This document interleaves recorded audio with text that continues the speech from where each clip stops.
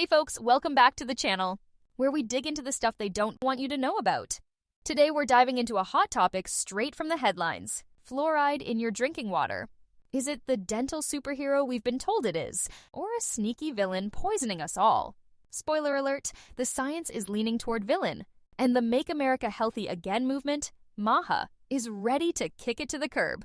Grab your tinfoil hats. Kidding, just kidding. And let's unpack this with some peer-reviewed facts, a sprinkle of humor, and the latest news. Let's roll. First, some context. On November 2nd, 2024, Robert A. Kennedy Jr., the guy who's now our Secretary of Health and Human Services, dropped a bombshell tweet. He said, on January 20th, 2025, the Trump White House will advise all U.S. water systems to remove fluoride from public water. Why? Because, in his words, it's an industrial waste tied to arthritis, bone fractures, bone cancer, IQ loss, neurodevelopmental disorders, and thyroid disease. Bold claim, right? But here's the thing, RFK Jr.'s not just riffing. This aligns with the MAHA mission to rethink what healthy really means. So, let's see if the science backs him up, or if he's just stirring the pot with a rusty spoon. Let's start with the brain, IQ loss, and neurodevelopmental disorders. A 2024 National Toxicology Program report, peer-reviewed and heavy-hitting, found with moderate confidence that higher fluoride exposure is linked to lower IQ in kids. We're talking levels around 1.5 milligrams per liter, double the U.S., recommended 0.7, but here's the kicker. Some U.S. water systems naturally hit that mark. A study in Environmental Health Perspectives from 2019 showed kids in fluoridated areas had IQ scores 4 to 6 points lower than those in non-fluoridated ones. Imagine that. Your kid's future astronaut dreams swapped for, something less galaxy-brained, all because of tap water. MAHA's like, nope, not on our watch. Okay, but it gets worse. Bones, our literal framework. A 2021 study in Environmental Health Perspectives found that postmenopausal women drinking fluoridated water had lower bone mineral density and higher fracture risk. We're not talking a little oopsie fall. This is serious breakage. Then there's skeletal fluorosis. Sounds like a sci-fi disease, right? It's real, caused by long-term high fluoride intake, stiffening bones until you're basically a human pretzel. The World Health Organization says tens of millions worldwide suffer from this.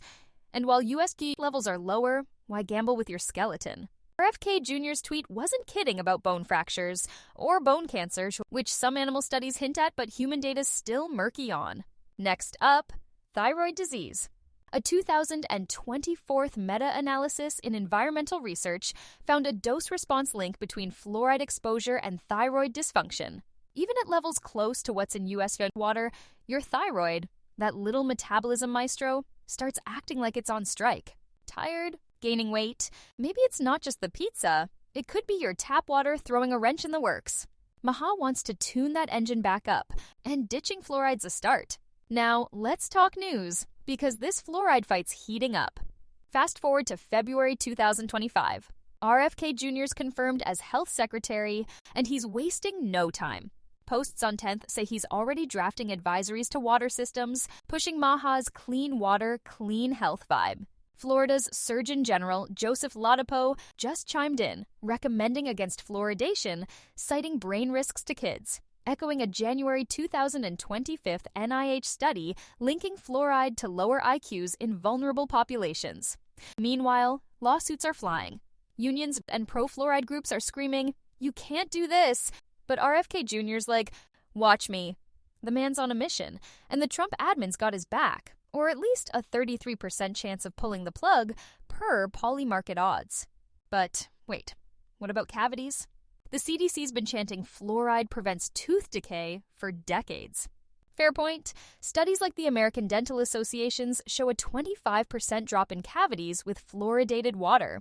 But here's the twist. A 2024 Cochrane review, super rigorous, says that benefits shrinking in rich countries where toothpaste already packs fluoride, cite. So, are we guzzling this stuff for a measly cavity save while risking our brains and bones? MAHA's asking, why not just brush smarter and skip the water additive? I mean, who needs fluoride when you've got a $20 electric toothbrush and a dream? Let's zoom out. Why is this even a thing? Fluoride's not some magic health potion.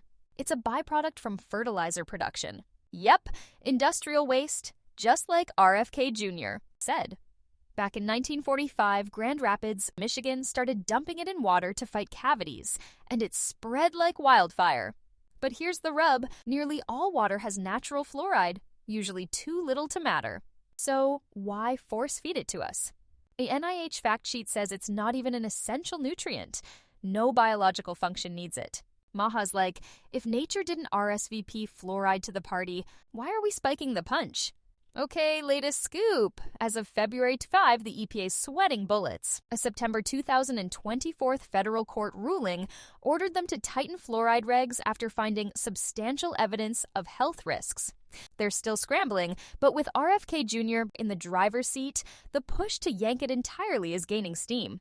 10th users are buzzing. Some say it'll open your third eye. Others just want their kids' IQs intact. Me? I'm just hoping my bones don't turn to chalk before I hit 50. Subtle plug, MAHA's fighting for that future. Healthy kids, strong adults, no weird chemicals. So, what's the counter-argument? Dentists like the ADA swear fluoride's safe at 0.7 milligrams per liter. Decades of data, they say. Mild fluorosis, those white spots on teeth, is the worst you'll get. And it's cosmetic. But critics fire back, why risk even mild when toothpaste does the job? And that NIH study from January 2025, it's got pediatricians squirming. Some still defend fluoride, but the cracks are showing. MAHA's betting on precaution. Why roll the dice when the stakes are your brain, bones, and thyroid? Wrapping this up, the science isn't black and white, but it's not all rosy either. Peer-reviewed studies, environmental health perspectives, environmental research, NIH reports show fluoride's got a dark side. Lower IQ, weaker bones, funky thyroids. RFK Jr.'s tweet wasn't just hot air, it's a call to rethink what we've accepted for 80 years. MAHA's mission? Cut the crap, literally, and make America healthy again. Latest news says we're on the cusp of change. Fluoride's days might be numbered, and I'm here for it. Imagine a world where your tap water doesn't come with the side of, maybe this'll mess you up. Sounds pretty sweet, right? That's the scoop, folks. The fluoride fight's heating up. And MAHA's pushing for a healthier America, one glass of water at a time. But you don't have to wait to take action.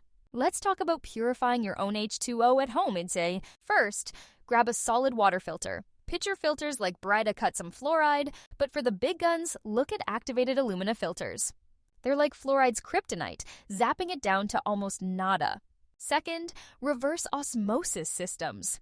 These bad boys are the Rolls-Royce of water purification. They shove water through a tiny membrane, kicking out fluoride, lead, and whatever else is lurking. Pricey, sure, but your brain might thank you. Third, water softeners. Great if your water's harder than a calculus final. They swap out funky minerals with sodium, though they won't touch fluoride directly, so pair them with a filter.